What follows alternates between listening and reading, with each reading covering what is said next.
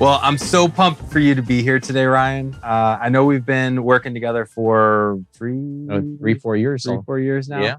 And but today I want to jump into the fact that you have such a passion for teachers and for education, for the school system, which is just mind-boggling to me. So where did that come from? Wait. Actually, before you answer that, you told me in a conversation, I think 2 months ago now, that you wanted to open a school.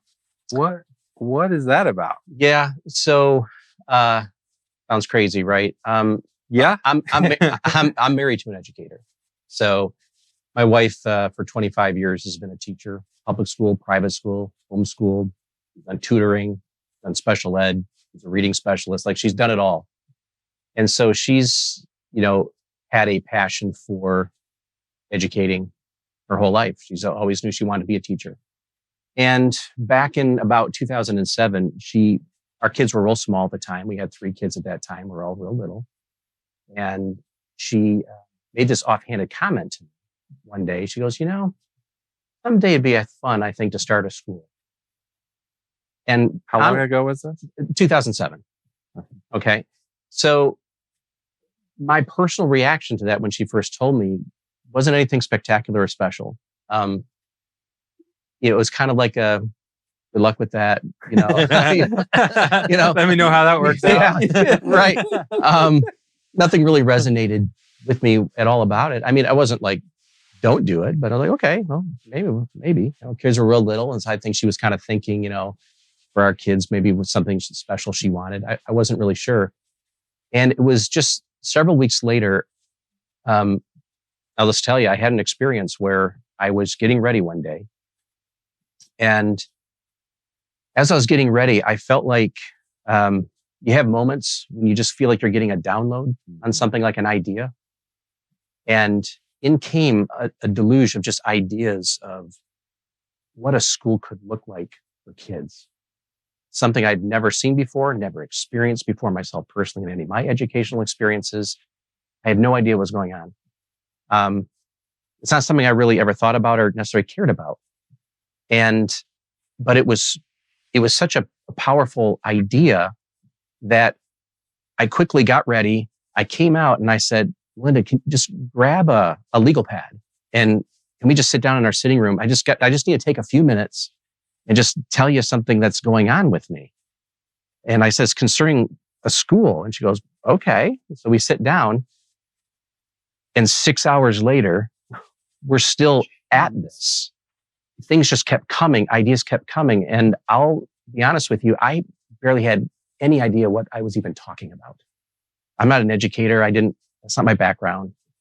And it was a very powerful experience. And I was just writing things. She was just writing pages and pages of just different things that I was seeing. And it took several years after that. I began reading, began getting resources, trying to educate myself a little bit on this thing called starting schools and education. And I started listening to educational reformers and just people from different persuasions and backgrounds.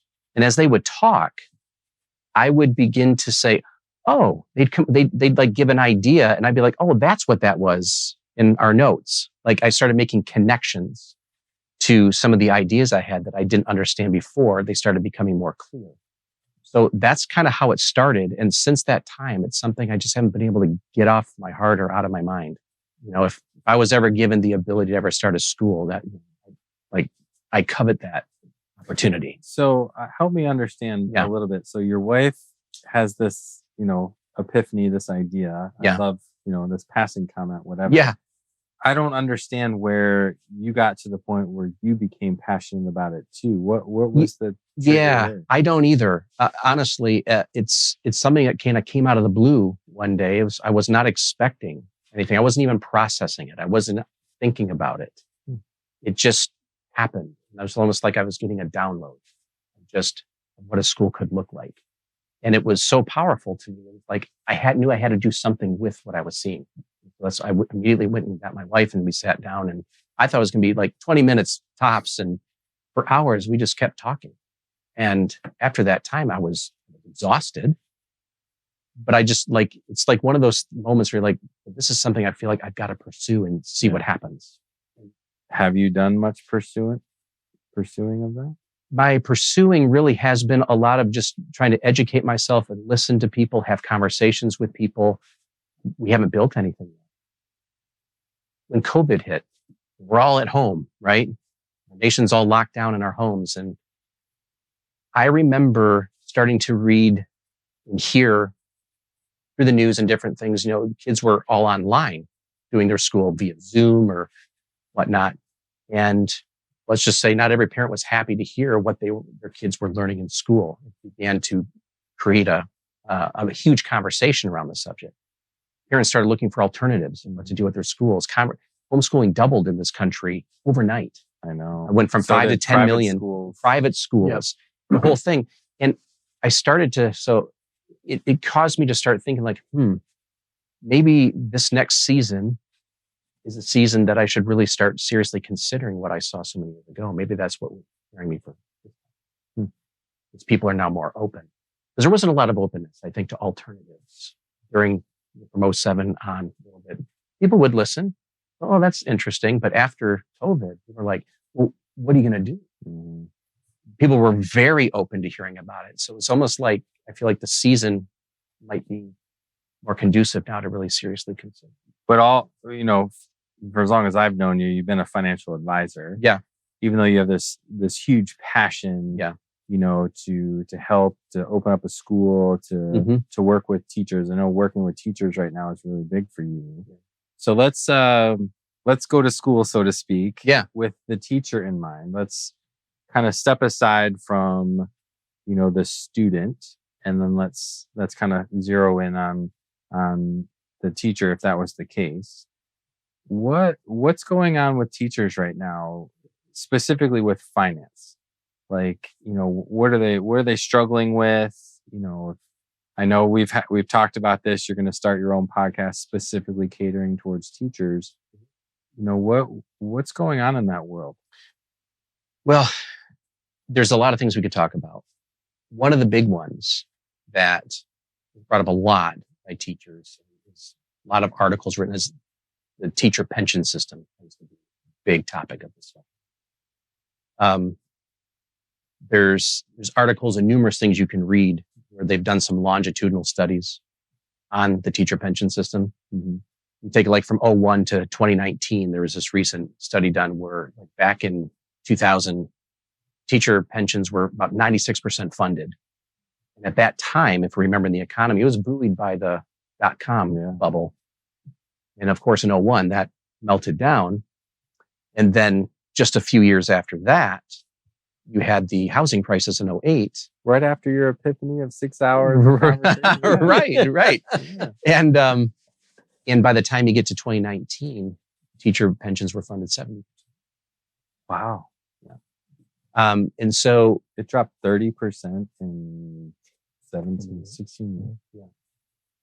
And there's a lot of reasons for that. But when you compare teacher pension systems versus like private pension systems, they're very different. One's run by the government, right? One's not. And the teacher pensions being allowed to project higher returns and credit themselves with those returns before they're realized necessarily caused a lot of headache and caused them to be taking higher risk with a lot of these funds over the long term. And after all these market declines, they've started to double down and taking higher risk with more percentage of those pensions. And now you're at the point where these pensions are maturing and you're having more retirees than workers contributing, which is more money's coming out. And when you talk about budgets and school districts, all of that, you got a lot of money going toward those pensions and the benefit plans, causing the wages to be a lot less for teachers and so forth. That would have changed my parents. That's one of the reasons I wanted to be a part of today. Is both my parents were teachers, retired, and like that is how they are living in retirement. They have their state pension, their Social Security, and that's what they live on. Yeah, right. And then they'd saved up a little bit of extra money. My wife's even in education, and because of the school that she's at, they don't there's no pension or anything. It's just the 403B. Yeah. So are you seeing more educators be offered a 403B type option as opposed to a pension? In fact, in the state I live in, Michigan, they changed it over several years back to a 401k/457. Okay. Kind of hybrid. Yeah. And anyone that was in the pension before that, there's just this static amount just sitting in an account somewhere. It's like not very much. You don't lose it, but it just kind of stays there. Yeah. So it's very different. They're now in a very different type of system where they typical at your target date funds and have all the typical choices that those portfolios offer. So let's put our educator's hat on for a second. I know this might be a little difficult to do when we're not going to pull up anything on the screen or anything. Yeah. But if you could help a teacher or teachers get more benefit out of their retirement plan, what would you say? What would you do? How could you help? And let's dig into that a little bit because we got 3 financial advisors in the room right now. Yeah. So how can we help? Well, from a high level, I think the first thing with whatever you're being offered through your district, whatever that looks like, do you have someone you can talk to that can help you know whether you have the best or worst performing options that you're using currently? You even know what those choices are. Mm-hmm.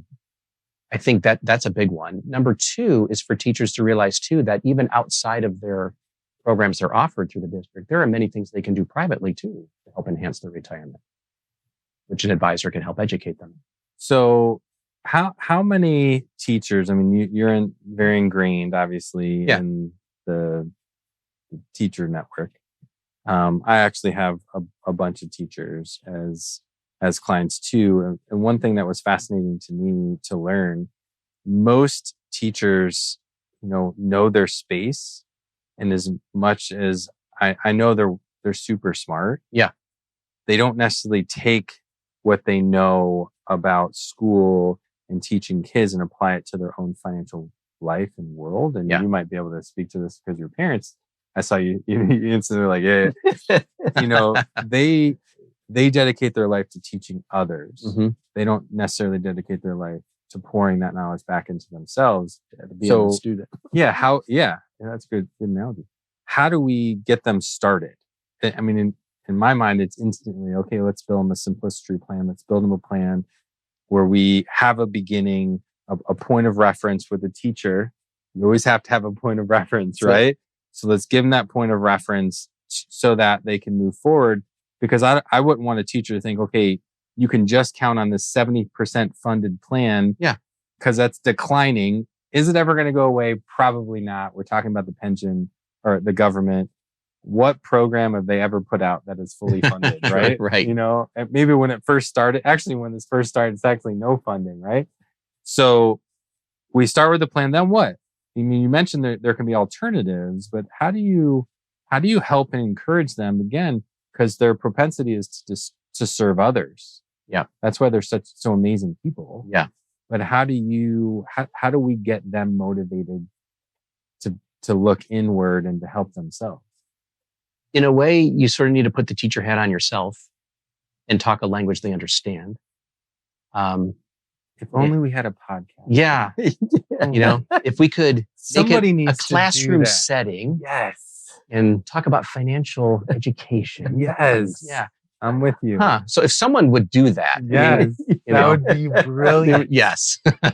Somebody up in Michigan somewhere. Yeah. I don't know. So I have to great. think about that. Yeah. Just somebody out there. Okay. So we finish. No more sarcasm. Yeah. Sorry. That's my go-to. No, that really is it. And just start them from the beginning. And because some of them, depending on the district, and then they might not even feel like they have a lot to save. You know that some teachers, it's a labor of love to a lot of them. But to give them the peace of mind, there are ways to do things. You start with just a little bit, just to start somewhere and to have that conversation. And like you said, with simplicity, just to start a working document, right? Where they can feel like I'm involved in a process of developing something that it's not being done just for me. It's being done with me. I think that's huge. I feel like they have someone coming alongside to help, just like they would do for a student. Yep. And like getting them to see that no matter where they're at today, they have time. Mm-hmm. So just getting them started. And that's what I love about whenever we build our clients' plans, that it doesn't seem so pie in the sky. Right. Like there's like, oh, okay, if I save X for the next 20 years, I can actually end up where I want to be. Yeah. But you break it down and you put it into, all right, here's what I have to save per month or per paycheck or whatever. Right. And it puts some framework around it. Right. And it's really interesting statistic too, is I think approximately about 57 or 58% of teachers all have some sort of side hustle and to make the extra cash. And because they're not making just teaching seldom covers all of it. Yeah. Like my dad coached. So he would coach during the school year. He coached all 3 seasons. And then some of the time he was an athletic director. So he's getting another stipend there. And then during the summer, he'd run a summer camp. Yep. Let's just pause for a second here. Like, I hope that teachers watch this. Yeah.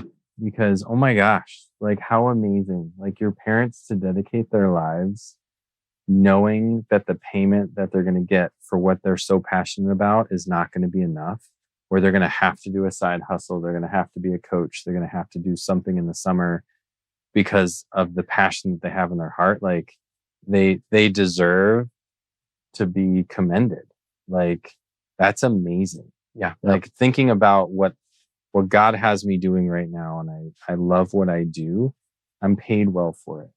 I don't have to have a side hustle. I can focus all of my time and attention to just do this. Yeah. Where if I were a teacher, I could be super passionate about that, but no, this can't be where I'm going to get all of my money because the government, the school, the system, it's broken and they're not paying enough.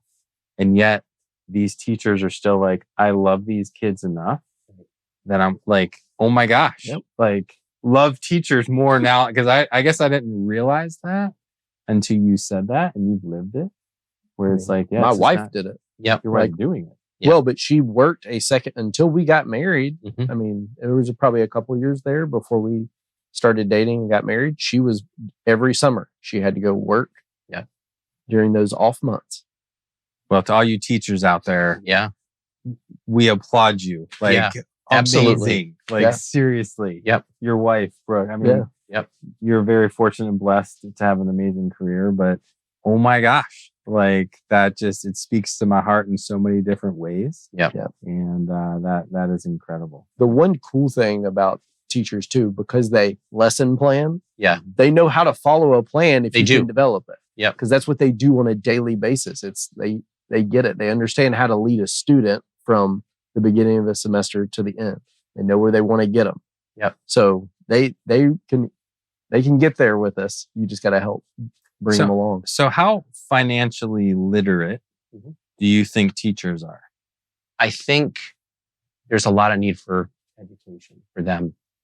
Because it's a hard question to answer because I think some of them may assume that they understand what they have available to them. And to the most part, I think they get that. But to know that how much more there is out there they could know, I don't know. The teachers I've met with, when you start to open their eyes to things, are just like, wow, I didn't even know this was possible. You said you had a story about this. What is that? So, teacher, she late 30s now. She was going through a messy divorce at the time I met her. And the husband she'd been married to didn't handle the finances very well. In the divorce settlement, she had all her student loans from being a teacher.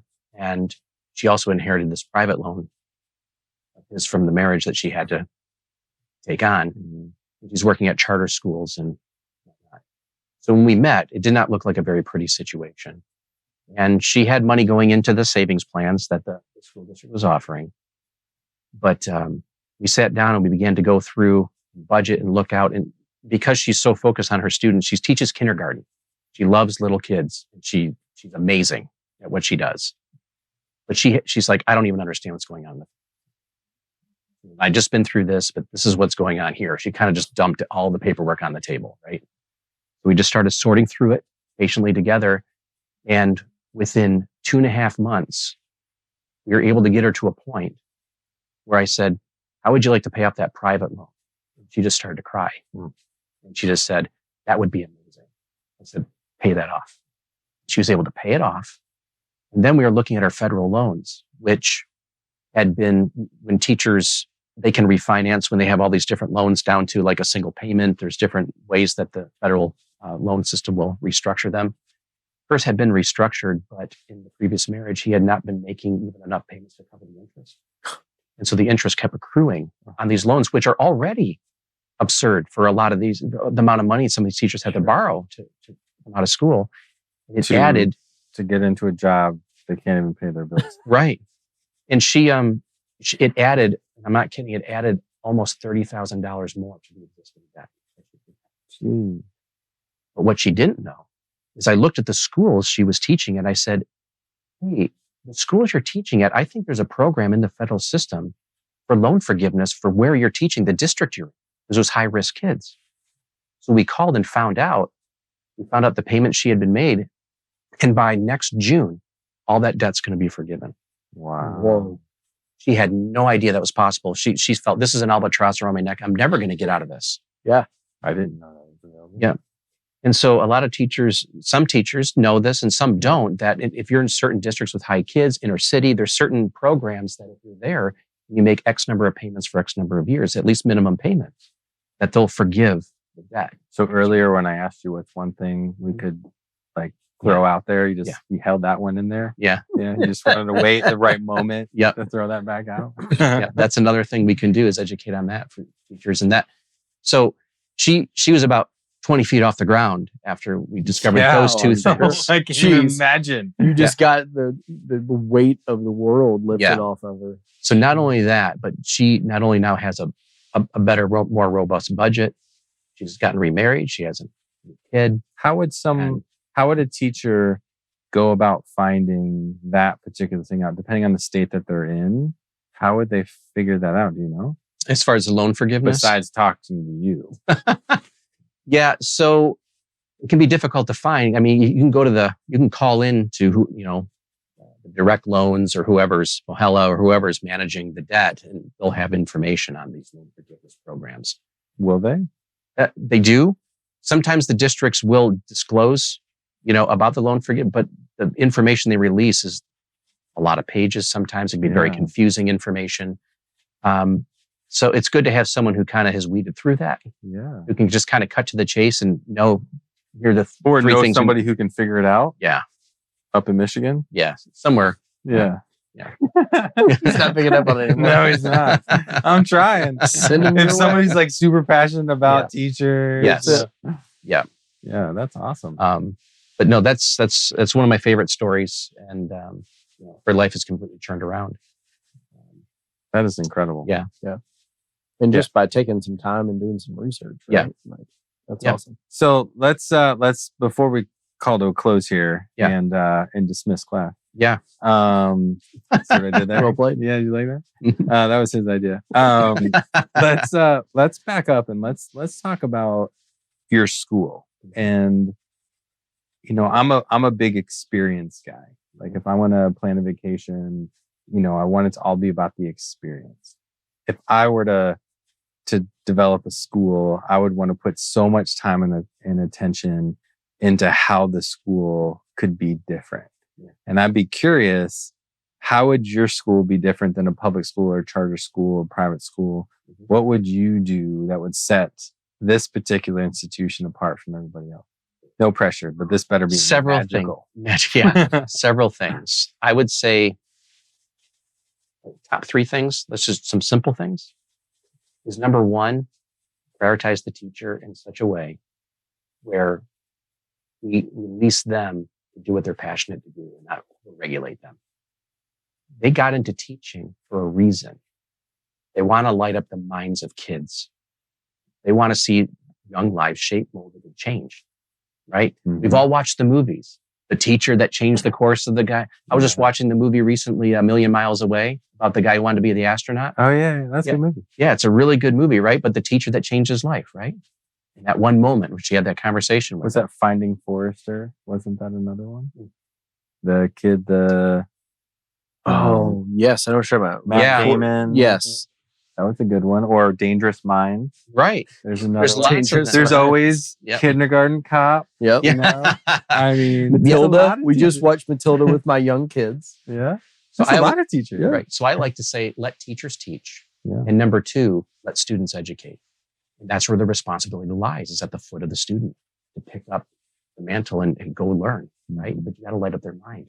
So let the teacher be passionate about what they do, because if you're excited about something, people tend to get excited too. When people believe what you believe, they'll follow. But number 3, you got to create it in an environment that I think the school should be designed that reflects the world they're going to go into. So instead of making hallways that are gray and separate disciplines and ringing bells, design it like a city. Put your civics over here and put your business shops over here and make it so when kids That go to would be school, cool. they actually feel Glad like I asked. they actually feel like they're in the world that they're going to go into, and they're going to be learning in that world. And how many creative projects could you do if you feel like you're in a community while you're learning? And so that's the high level idea. I mean, I could go on for, like I said, my wife and I talk for 6 hours. I'm sure it's been more than that by now. but- Yeah. Hundreds and hundreds of hours now. Yeah. But kids, I always go back to the analogy of the acorn. Inside of that seed is a blueprint already. That represents the child. Mhm. Inside, we know the oak tree exists. But if you really think about it, it isn't just an oak tree that exists in that seed. It's a forest that exists, because that's going to keep duplicating. Mhm. You touch the child in the right way and put it in the right environment, it's going to grow, and they're going to touch other people. So if I'm a teacher in my early 50s and I'm dealing with an 8-year-old, and I'm going to influence them for X number of years, all the teachers are going to influence their lives for the next, umpteen years, and then they're going to live.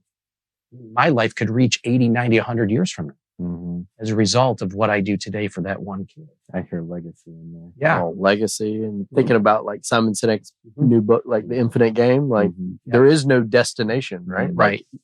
Right. Exactly. And so then lastly, there's this old concept. It's not necessarily old, but in the Roman culture, there was this word called paideia that we have to talk about, which was their philosophy of how they would raise their kids and educate them. So everything that the Roman culture was and what they wanted to represent in their students, they put it in their architecture. They would put it in their schools. They'd put it in their shops. Everywhere you went, you saw the Roman paideia and their way of life. And that was important to them, so that no matter where the child was walking or whatever they were doing, they were always seeing something that tied them to the way that they wanted them to see the world. And in the Bible, the Apostle Paul talks about when he says, fathers, don't provoke your children to wrath, but instead raise them in the instruction and the paideia of the Lord, is the word he uses.